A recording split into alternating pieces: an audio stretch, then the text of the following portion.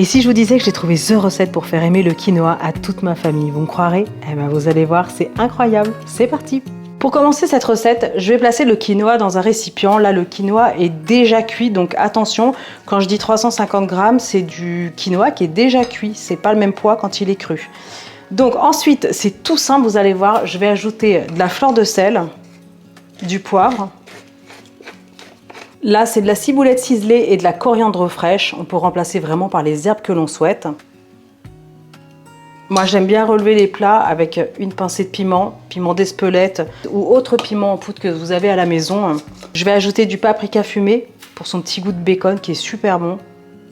Là, c'est pareil, éclatez-vous vraiment sur les épices. Mettez celles que vous avez à la maison. Ensuite, je vais ajouter le parmesan, le fromage de chèvre frais, un demi-oignon que j'ai ciselé finement.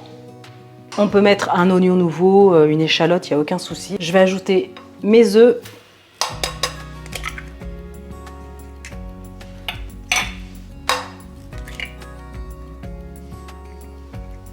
Et enfin, je vais ajouter la chapelure. Et après, il n'y a plus qu'à mélanger tout ça. Honnêtement, je vais mettre un gant, ça ira plus vite. Voilà, c'est quand même plus simple avec les gants. Alors j'ai vraiment le don de prendre des récipients qui sont toujours trop petits. Donc là, on va vraiment former une pâte. Vous allez voir le résultat vraiment dans 2 minutes. Impeccable, donc vous voyez, on obtient vraiment quelque chose de collant, de pâteux. Là, c'est bon. Et si vraiment de votre côté, c'est encore un peu trop liquide, entre guillemets, ben, n'hésitez pas à rajouter un petit peu de quinoa et un petit peu plus de chapelure. Il n'y a plus qu'à former de jolies galettes, je vous montre tout ça. Regardez, ça colle un petit peu au doigt, mais c'est pas grave, vraiment. Donc là, une bonne grosse cuillère à soupe. Je vais les rouler dans un premier temps, puis ensuite à la cuisson, vous verrez, je vais les écraser un petit peu pour leur donner une forme de galette.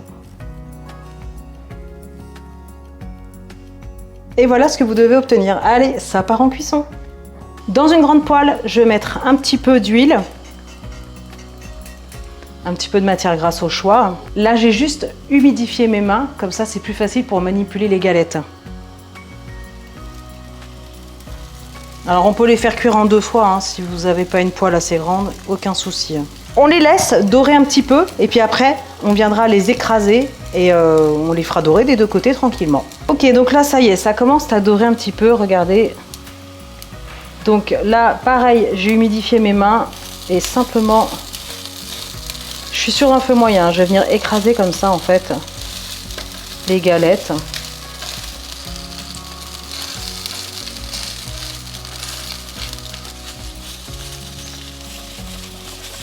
Impeccable, je prolonge encore un petit peu la cuisson pour 1 minute et puis après, hop, il n'y aura plus qu'à les retourner. Allez, ça fait une petite minute, je vais juste ajouter un tout petit peu d'huile comme ça, pas trop. Et c'est parti pour les retourner une à une.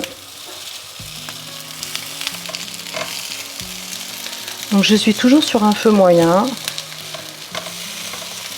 et je vais prolonger la cuisson 3-4 minutes en les retournant ensuite régulièrement. Donc voilà, vraiment au total, comptez aller entre 6 et 10 minutes grand maximum.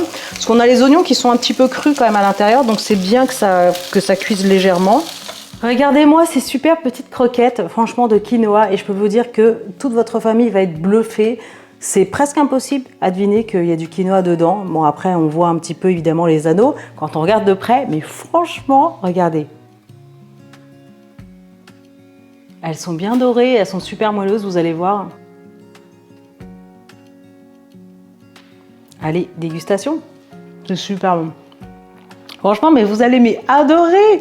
Donnez-moi tous vos retours en commentaire. Pensez bien à liker, partager, abonnez-vous. Et moi, je vous dis à très bientôt. Ciao!